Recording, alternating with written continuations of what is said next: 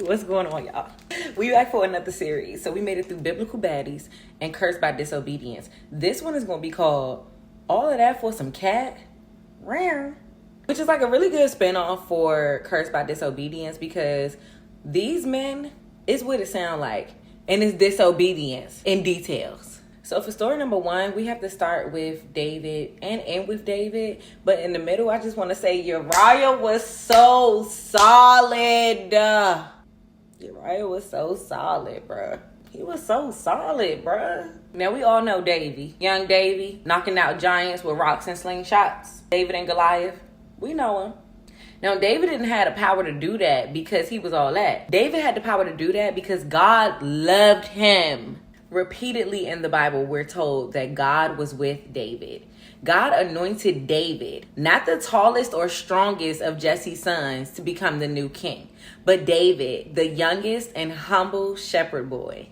David, who God himself regarded as a man after his own heart, was able to make an unconditional agreement with God, which we call a covenant in scripture. Can you imagine that? Like, God is like, I'm going to tell you this, and it's going to happen no matter what. And it's in your favor. That's lit.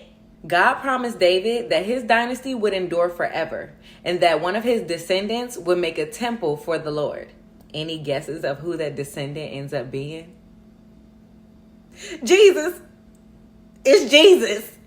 God literally brought his son through the lineage of David.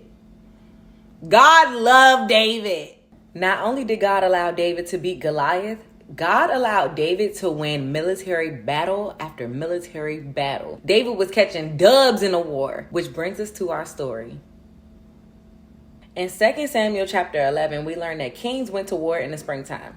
This time in particular, David didn't go, but he sent his commander Joab and the entire Israelite army while he stayed in Jerusalem. And I know you're waiting for the setup. It's coming, but it's not what you think. One evening, King David is just walking around on the rooftop of the palace, and he sees in the distance a beautiful woman bathing. David saw this woman, and he was like, who is that? He sent somebody to go figure it out. Come to find out, it was Uriah's wife. Uriah, one of his soldiers.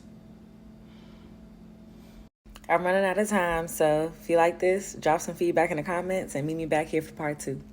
And if you love me real bad, go subscribe to theslipshop.com. That's slip without the I because I'm never slipping. THESLP shop.com. Later. Love y'all.